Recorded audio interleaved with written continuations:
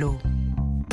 6h54, le conseil lecture de la librairie Mola à Bordeaux avec Stéphane Place. Bonjour Stéphane. Bonjour Lionel, bonjour à tous. Alors aujourd'hui Stéphane, un livre d'histoire qui se lit comme un roman. Dès sa parution, il a d'ailleurs connu un succès énorme en Angleterre et aux États-Unis. Je veux parler de La splendeur et l'infamie d'Eric Larson qui nous fait vivre la première année de guerre, 1940, aux côtés du premier ministre du Royaume-Uni de l'époque, Winston Churchill. Personnage hors norme pris dans la tempête de la Seconde Guerre mondiale, Stéphane. Oui, alors bien entendu, les biographies consacrées à Winston Churchill ne manquent pas.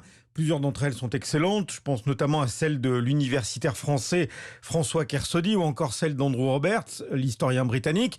Mais vous pouvez parfaitement avoir lu ces deux ouvrages très complets, par exemple, et vous délecter de ce récit que signe Eric Larson, La splendeur et l'infamie, qui sortira en poche cet automne. C'est le quotidien du Premier ministre anglais au début de la guerre, 1940-1941, le Blitz, Londres sous les bombes nazies, et ce vieux lion à la répartie foudroyante qui organise la résistance de son pays face à l'Allemagne d'Hitler.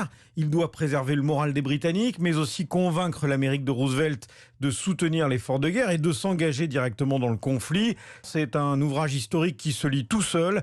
Roxane Lemignon, libraire chez Mola. On sait ce qui s'est passé, on connaît l'histoire, c'est la réalité, mais quand on lit le livre, on est tellement porté par l'intrigue, par l'écriture de l'auteur, qu'on se demande presque en fait comment va finir le roman. On doute presque de la fin. On développe vraiment un attachement pour le personnage de Churchill. On voit vraiment aussi le côté un peu caché de cette figure historique. Avec des anecdotes incroyables qui donnent toute la mesure du personnage unique qu'était Churchill, voulant s'adresser aux Français à la radio, le Premier ministre s'installe dans la cabine exiguë de la BBC. Le traducteur, lui, ne sait plus où s'asseoir. « Sur mes genoux !» s'exclame Churchill, qui tapote sur sa cuisse.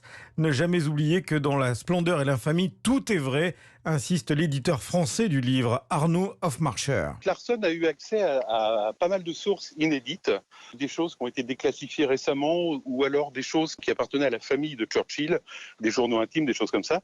Tout est vrai. Larson est quand même avant tout un historien. Alors c'est absolument pas l'historien entre guillemets gris et poussiéreux qui vous raconte de façon factuelle tel jour il s'est passé telle chose. J'allais dire ça se lit comme on regarde une série. Et puis à la fois la façon dont il traite le leader avec son équipe, tout ce qui se passe à l'époque, et en même temps quand il rentre chez lui, cette vie de famille aussi assez agitée, ça donne une vie folle à ce livre. La splendeur et l'infamie d'Eric Larson. Larson qui publie son prochain livre dans quelques jours, le 22 septembre, un ouvrage dans lequel il raconte comment un météorologue américain en 1900, après avoir déclaré que la ville n'avait rien à craindre des tempêtes, dut se battre pour sauver sa vie et celle de ses proches face à un ouragan dantesque. Du Larson pur jus, et comme dans La splendeur et l'infamie, tout est vrai. La splendeur et l'infamie paru aux éditions du Cherche Midi. Merci Stéphane Place, à tout à l'heure.